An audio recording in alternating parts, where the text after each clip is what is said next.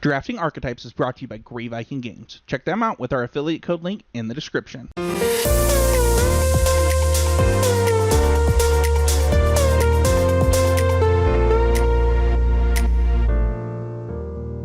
Hi everyone, this is Sam Black with Drafting Archetypes, and today we're going to talk about White-Green in Innistrad Midnight Hunt. White-Green is the fourth best performing archetype in the format, with an average win rate of 57.6%, which is probably like around 2% behind the best decks, like 5% ahead of the worst decks. Definitely on the good end, but I don't think that it is an archetype that you want to try to draft. I think that it does well a reasonable portion of the time that people end up there, but I think that it supports very few players per table. I actually failed to note how played it is relative to the other archetypes. I'm gonna guess it's not especially played relative to them, but I'm not going to look it up. Regardless of how frequently it's played, the reasoning that you don't want to force it will become clear, and I stand by regardless.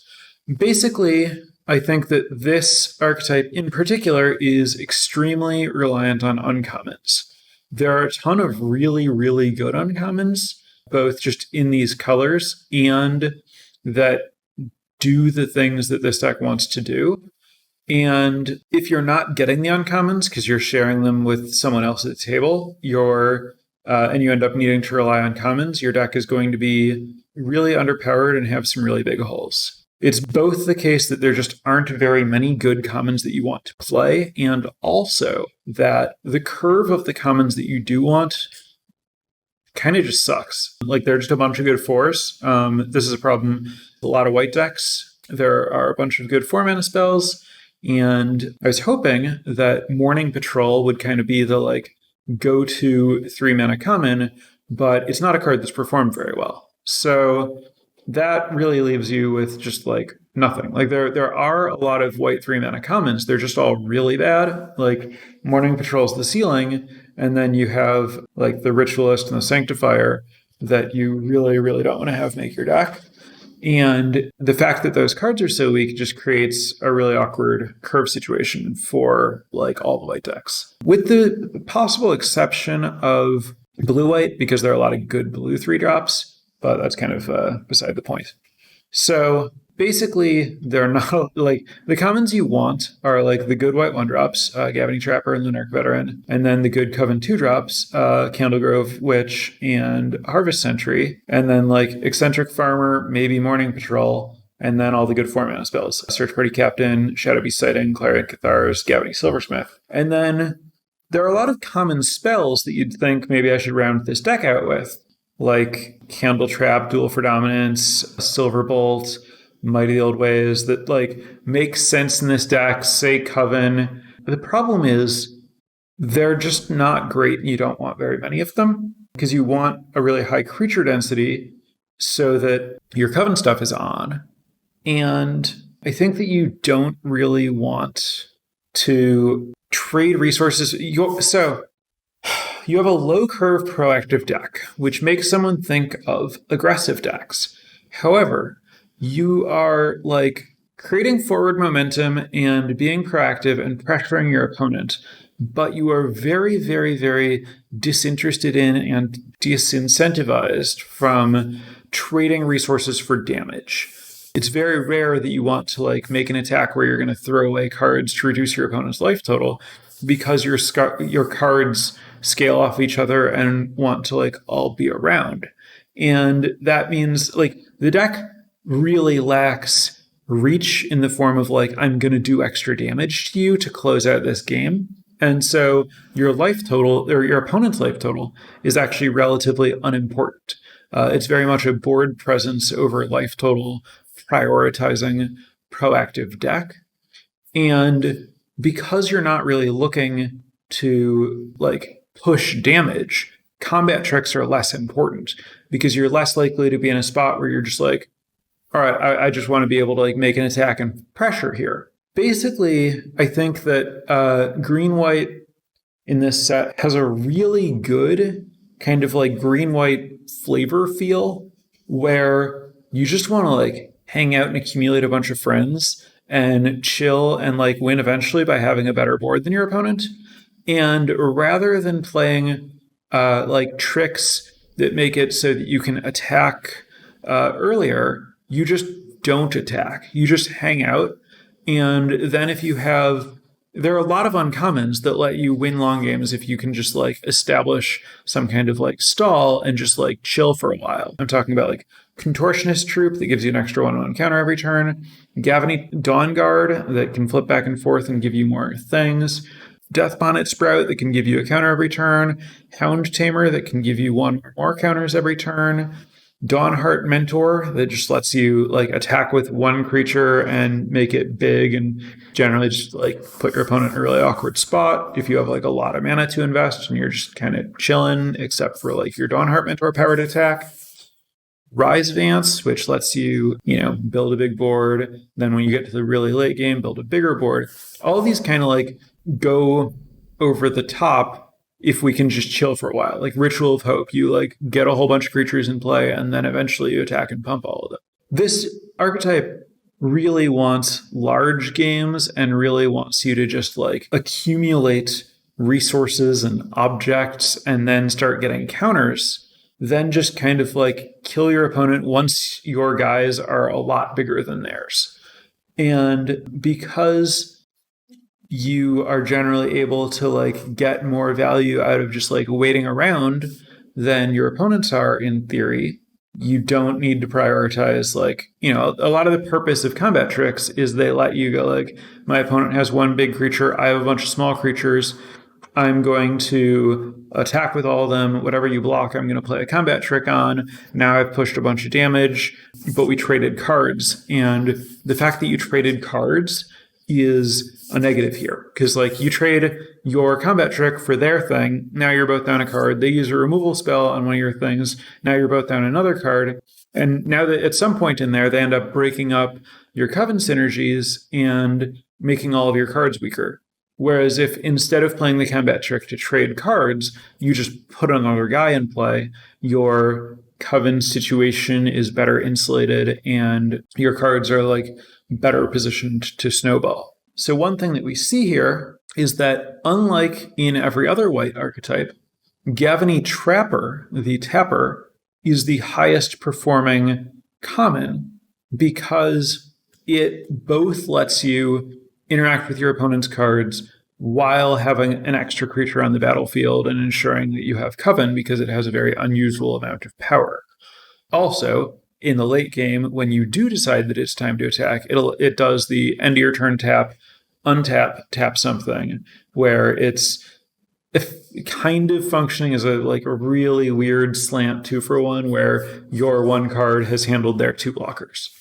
Aggressive, proactive deck that is looking to get damage in early just because you can, and it puts your opponent on the back foot and makes it harder for them to turn the corner, which makes it more likely that you get into this board stall, which gives you more time to accumulate value from your value over time cards, then let you attack when your opponent can't handle your attack. And in that way, this archetype actually kind of preys on the zombie tokens because you're looking to just kind of sit around with a bunch of reasonably large creatures.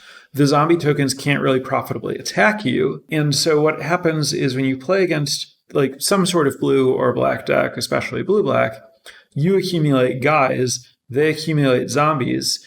You both have a lot of objects in play, but your objects can block theirs and their objects can't block yours. And at some point, alpha striking is good for you and useless for them. That's kind of the hope anyway. That's the big picture strategy stuff. That's almost just the whole thing. The rest is little details. I really want to emphasize that the primary takeaway when you're thinking about green-white should be don't force it. And that applies both to the draft and the gameplay. Let it come to you. Take it easy. If the good green and white cards are flowing, take them. Don't necessarily be okay, I have a Dawnheart Mentor that's a Coven card. So now I'm green-white. Just be like, I have a Dawnheart Mentor. That's one of the best green commons. Great. It's going to be really powerful no matter where I am. Take another green card or whatever. And then if you get past, like a powerful white uncommon, a Dualcraft Trainer, or a Ambitious Farmhound, Gavany Dawn Guard, something like that. Okay, now I have white cards. And I think, if you see, especially like a late Dawnheart Warden, that's the green, white, gold 3/3, that would be a sign no one else is in green, white. And again, there's a lot of power among the uncommons. Dawnheart Mentor, Rise the Ants, Ambitious Farmhand, Dawnheart Wardens, Dualcraft Trainer, Hound Tamer, Clear Shot, Contortionist Troop, to some extent Join the Dance, Death Bonnet Sprout, Borrowed Time. It's a lot of just like premium uncommons that exist in those colors. I know that it can be kind of hard to, when I just like list a bunch of uncommons, go like, okay, that's a lot of good uncommons, but like, doesn't every color have a bunch of good uncommons? I don't know how long this list is before it's impressive. This is an above average number of good uncommons. Also, these uncommons do play really well together, and there's a lot of stuff here that's like good at Coven, good at enabling Coven, good when you like get into this like board stall situation. So there is power and synergy. The power and synergy is just at uncommon instead of common, which makes it support far fewer players per table. So don't look to draft this unless it's coming, then draft it. And then when you're playing, do attack when you can, but don't try to you don't want to get into the mindset of like, I'm an aggro deck, I need to make an attack this turn. Pressure them when you can. Once they have their defenses, then you want to transition into, all right, it's the build-up time. So now let's just build up. And I think I'm going to be able to build up better than you. Then once you've built up enough that it's not costly to attack, start attacking again. So you should expect that a very common play pattern for your green-white deck will be like aggression phase, withdraw, build up, aggression phase 2 that actually closes the game, which is like a tricky mindset. It involves when you're in an aggressive mindset to say, oh, okay, I can't attack anymore, and that's fine. It's very easy to, if you're playing an aggressive deck, stress out about like, uh-oh, I thought I was the beatdown. Now I can't attack. I bet this game is slipping out of hand. And you want to draft your deck such that that's not going to be the case. You want to have some impactful cards, potentially some expensive stuff, or at least mana sinks. It's better if you can do it with mana sinks, with like your Dawnheart Mentors and Hound Tamers, instead of actually putting a bunch of like 5 and 6 mana spells in your deck. But regardless, you do want to have the ability to play a long game. I guess the other thing to talk about is the kind of like sub-archetype that see mentioned in chat that I do think is real and worth talking about, which is sometimes you're just about playing to the board and getting your Coven stuff and everything, but there is also overlap between the white disturbed creatures and the green flashback enabling. Both of those overlap. So theoretically, green-blue is the flashback archetype, according to, those slides that Wizards played during the draft portion of Worlds or put in booster packs or whatever to tell you what's going on in the colors and limited. And blue-white is disturbed creatures. So those are both graveyard themes. And so then green-white has the theme of Coven, but green and white both exist with blue in this graveyard-centric space. So if you take the green cards that want to work with the blue cards and the white cards that want to work with the blue cards, but you don't take the blue cards, you can actually combine them into a green-white graveyard deck where your eccentric farmers and maybe even tapping at the windows are enabling you to just get extra creatures in the form of these white disturbed creatures that then support Coven. And also, I talked about you're aggressive and then you're sitting back. Well, if you're aggressive and sitting back and your opponent can't really turn the corner because you pressured them, if you have some random little flyers that you got from Disturb, that's a good way to be clocking your opponent while you're just kind of chilling. That is a meaningful optional sub-archetype. And also, if you are that sub-archetype, pay a lot of attention to farmers and then picking up jack-o'-lanterns and evolving wilds, and then you can potentially splash blue cards, especially the uncommons that play with both of those themes. And then that leads into the Bant graveyard deck that can exist in any combination of color balances among those colors. Worth noting with regard to how legit that graveyard-centric strategy is, I would point out that on the 17 land stats for just how frequently green-white cards win, tapping at the window actually has a higher win rate than a lot of cards that would surprise you. Duel for Dominance, Candle Trap, Silverbolt, the common removal that you have access to, except, weirdly enough, for Sungold Barrage. Tapping the window outperforms those cards. It is played less, I'm pretty sure, because it's only played, I would expect, in the decks that are trying to do things with the graveyard. But, and I mean, obviously, it's still a card that underperforms relative to the archetype's overall win rate. It's not a very strong card. This is largely just an argument that you don't want to be prioritizing those removal spells that do even worse than tapping at the window. But also, if you've drafted green-white, I bet you've put Duel for Dominance and Candle Trap and Silverbolt in your deck at some point. And tapping at the window is around those cards in power level. Again, if you are in the graveyard space, if you have, maybe Rise of the Ants or Death Bonnet Sprout or any kind of good white disturbed creatures, stuff that cares about your graveyard, and then you start accumulating more of it, you can eventually get to the point where you want to use tapping at the window. Most of the time, you will not want to use that. Most of the time, you're going to be doing the Coven thing, but there is, especially, it's really going to largely hinge on having a table where eccentric farmers are wheeling and you end up with multiple eccentric farmers. That's the best reason, if you're green, to look to do graveyard stuff. And then because that's the best reason to look to do graveyard stuff, that gets back to the point about, well, maybe you want to splash blue, or maybe you want to splash red for Seize the Storm, or splash black for the black-green reanimation spell, which weirdly enough, actually, because of, I would suspect, having an extremely small sample size, is actually the best performing uncommon in green-white. The black-white Zombify card actually performs better than Dawnheart Mentor with a tiny sample size. But that's another card that you can splash in the graveyard-centric version. If you have a bunch of farmers, they'll let you just put whatever lands you want in your deck and then use all the graveyard synergy stuff well. I think those are the two primary ways to approach green-white. It's kind of Coven-centric and then graveyard-centric, almost certainly still caring about Coven. And then, also definitely want to note Sungold Barrage, because I think that I suspect...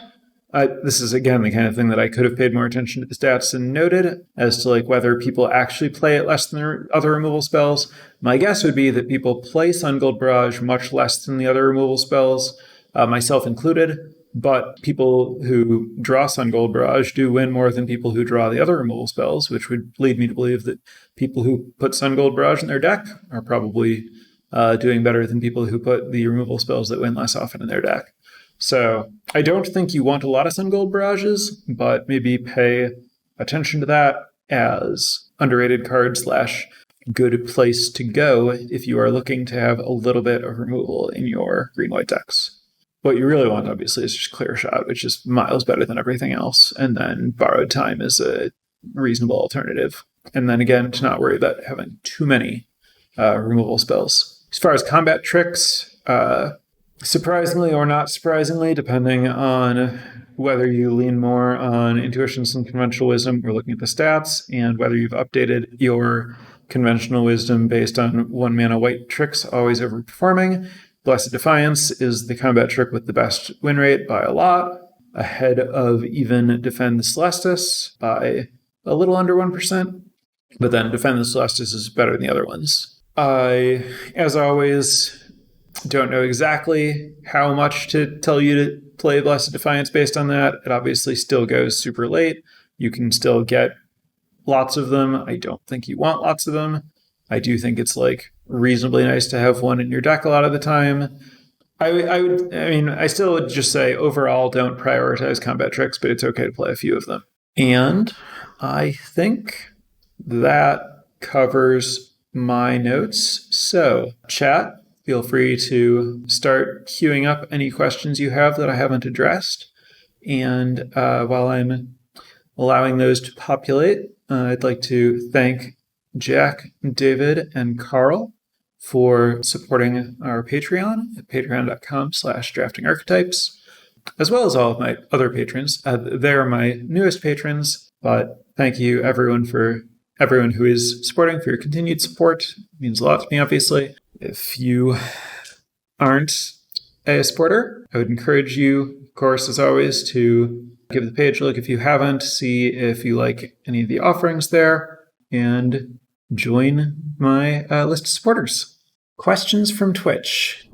How do you feel about the Flash 3/1 for this archetype? Does the sack ability matter at all? So, it is best when you are low on Harvest-Tide sentries, and therefore the 3 power is likely to help with Coven. It obviously, not having evasion makes it pretty hard for it to attack very well, and as I mentioned, you really don't want to trade resources, so 3/1 isn't the best stat line. So I would see it as largely fillery. The sack ability is obviously better than not having it, but doesn't tip the needle a lot. Candlegrove Witch and Harvest-Tide Sentry are both way, way, way better. And then it's also kind of just like a bad Outland Liberator, which is just another card that exists that you can have instead. So filler playable if you need it for your curve or if you need 3 power for Coven, but definitely a card that I would be, I'm looking to take it late in the draft and play it or not play it as needed, and I'd be perfectly happy to leave it in my sideboard. Next question. Yes, I have touched on Sun Gold Barrage being the most successful common removal spell. Next question. Green Reach creatures have horrible stats. How do you stop getting flown over reliably in this archetype? I agree that Green Reach creatures have horrible stats and that this archetype probably doesn't want them. You can play Soulguide Griff, which is a pretty good flying blocker and has less horrible stats. You can also play some disturbed creatures, but most of them aren't very good at blocking flyers. I think mostly you hope that if your opponent is playing flyers, that they are not very good at defending themselves, and you just, race them. Obviously, the thing that I was saying about, hanging back and having, a build-up period in the middle of the game before you start attacking again, that's as needed, and the hope is that the decks that are good at pressuring you with flyers are bad at defending themselves, such that you have to switch into that space. There are definitely draws with green-white where you just run someone over with a Dawnheart Warden or a Dawnheart Mentor or even some Candlegrove Witches and Harvest-Tide Sentries or Gavany Silversmith or whatever. And yeah, flying creatures aren't great blockers, so hope that you are attacking. Next question. While drafting, how much attention should I pay to drafting creatures with different powers? I think that you should pay a considerable amount of attention to it. Specifically, I think your first priority is obviously just taking all of the good uncommons, but that then once you have taken all the good cards, you can pretty easily round out your remaining weaker cards by paying attention to oh, I'm going to take this Celestis Sanctifier or something. I guess you hope not to play Celestis Sanctifier, but maybe, all right, normally I take Morning Patrol over Cathar Commando, but I have a lot of 2s and not a lot of 3s, so I'll take the Cathar Commando over the Morning Patrol. That kind of space where for cards that don't matter very much, don't change your win rate a lot, you take the thing that's going to give you better size diversity. Clarion Cathars, the card that gives you a 3/3 and a 1/1, is really good for enabling Coven. If your numbers are bad, that will often save you. So maybe you take one of those over a Search Party Captain if things are looking pretty desperate or whatever. You should never give up a premium card out of fear of Coven. You should use okay, it's late in the draft, I'm seeing a couple of mediocre cards, kind of rounding space to, or even just when do I take trick versus when do I take a creature, err toward the creature when it's a creature that'll help you round out your coven stuff best. Next question, what anti-graveyard cards do you think are worth looking for in green-white? First choice would be Deathbonnet Sprout. Second choice would be Soulguide Gryph. Third choice would be Jack-o'-lantern if I'm trying to splash. Fourth choice would be Candle, the Scarecrow if I'm trying to splash and my deck's not great. I think that you don't necessarily need to go out of your way to worry about graveyard hate, but those are the ones that are reasonably strong and available. There's a note that the 1/1 wolf that can pump to a 3/3 is another good way to turn on Coven, which I definitely agree with. If you are lacking in creatures with odd amounts of power, it does a nice job of being able to give you a 1 or a 3 as needed for Coven, and it's like, not exciting, but fine filler creature, similar space to Cathar Commando and Morning Patrol. Next question, can we talk about combat tricks a little more? How many do you want and which ones? You want not very many, and you theoretically want... So their theoretical win rate order is Blessed Defiance over Defend Celestis over Ritual of Hope. And then I'm not sure about the order of Flare of Faith versus Might. But really, I think that you don't want very many, and then how much you prioritize Ritual of Hope in particular is, I think, the one that changes the most depending on how good you are at going wide, and just what your total creature count is going to be a big factor there. But also, obviously, how many of your cards make 2 or more creatures, more primarily coming from Join the Dance. I've had super good experiences with Ritual of Hope if you have Join the Dance, Dawnheart Mentors, Clarion Cathars. I think that it's worth prioritizing, kind of building around Ritual of Hope. I think the ceiling is pretty high on that card, and that building around it, it asks you to build a deck.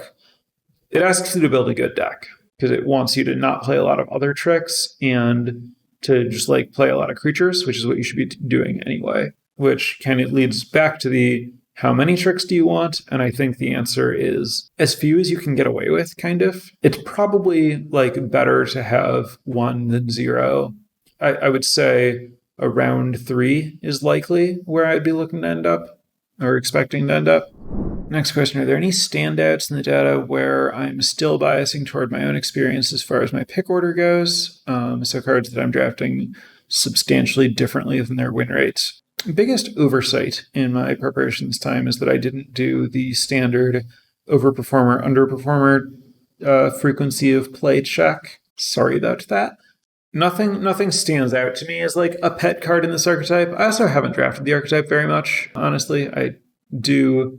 Like I said, I think that it's really something you only want to be when the draft kind of forces you into it, because I really want the color pair to be wide open if I'm going to do it. That means I just don't have enough experience to have oh, well, this is my secret pet card that people don't know about here or something. Next question. If you have enough removal, will you not play any tricks, or are tricks still good enough solo? There aren't a lot of removal spells I want, but I mean, if instead of playing any tricks, I could, or if all of my tricks were clear shots, I would be happy with that. If I have 3 clear shots and it means I play no other tricks or removal, that sounds great. If my deck could just be 20 creatures and 3 clear shots, I would feel pretty good about that. If it were 2 clear shots and a borrowed time, I would also be fine with that. If instead I ended up playing 2 clear shots, a borrowed time, and a Defend Celestis, or a Blessed Defiance, or any other pump spell, that would be fine too. I'm really not someone who is very concerned with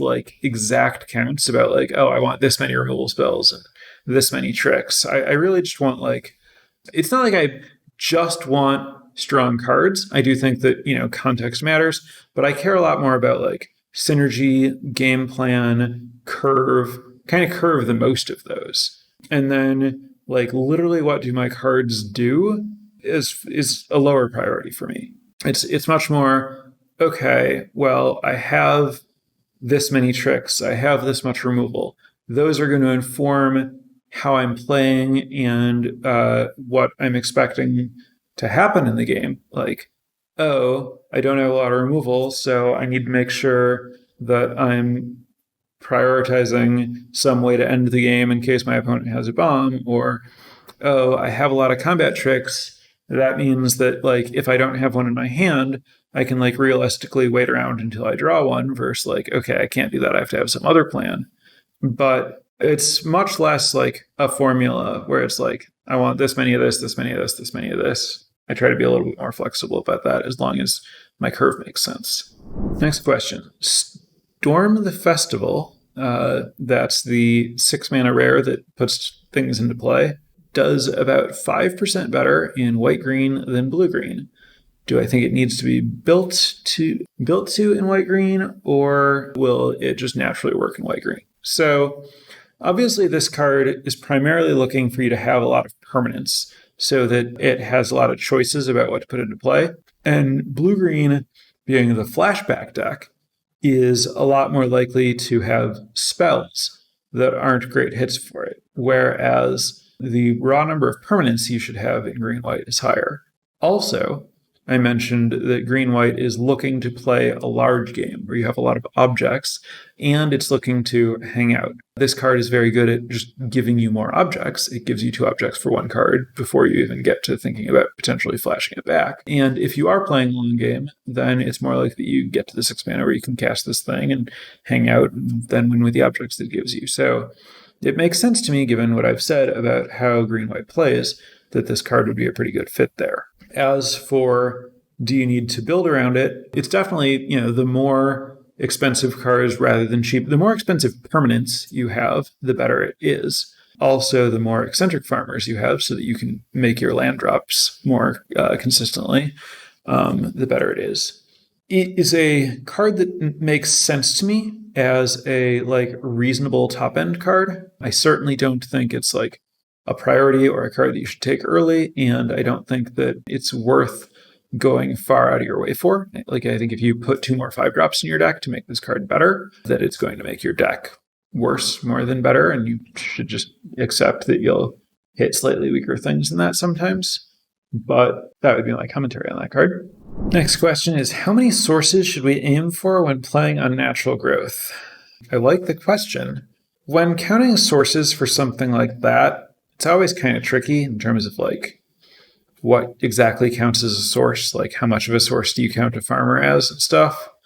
It also depends on how good is your deck at playing a long game. I want to say that the way that green-white plays, Unnatural Growth should be pretty good here, because I think that, there are a lot of aggro decks where, if I can't kill them by turn 6 or 7, I'm likely to lose the game before turn 9 because I can't defend myself very well. And if I'm going to die before turn 9, I'm not going to be able to catch this card frequently enough, and so it's not going to be good. But if with green-white, you're I would like to kill someone on turn 8. If I fail, I don't think they're going to kill me before turn 11. If I haven't killed them by turn 12, they're probably going to kill me on turn 13. But if I cast this on turn 11, I'm definitely just killing them when I do it. Those numbers are somewhat made up, obviously, but the point is, because your creatures are kind of a little bit hardier, better at blocking, and you just have a few more late game tools, it's more likely that it's going to take your opponent longer to turn the corner and close the game in the games where you're not able to be killing them. And so that gives you more time to eventually hit your source and play Unnatural Growth and turn the game around. Also, you have a really high creature count. Your creatures are reasonably big.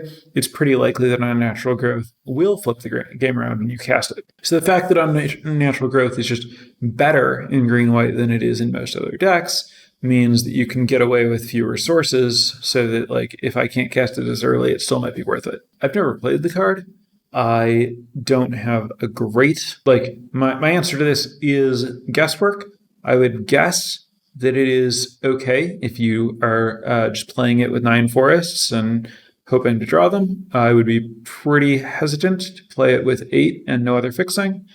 8 and a farmer is not quite 9, so a little bit worse than 9, but might work, especially if you have something else, like a Rejuvenator or whatever. But again, it's guesswork. The more you have, the better. And some of it's going to depend on like, well, what's your next best card and how good is it in your version of the deck exactly, and stuff like that. But yeah, I think farmers are the most likely way to have a mana base, like a reasonable 2-color mana base that can reasonably easily cast Unnatural Growth. Would I play Sigarda's Splendor? That is a great question. I played it early in draft and it didn't do anything, and I did not like it. I've played against it in draft and mostly just laughed at it and killed my opponents. I played it in sealed once and it was great. I could imagine decks that I felt like, it definitely plays very well in the put them on the back foot and then hang out for a while play pattern that I described. Certainly, it's going to depend a little bit on, if my opponent has a flyer, can I ever trigger this type questions. I would say I don't prioritize it or think it's very good in draft, but I can imagine decks where I would play it. Thank you, everyone, for tuning in, and I'll be back next week with whatever the patrons tell me to talk about, and I'm going to keep this ending brief. So thanks and bye, everybody.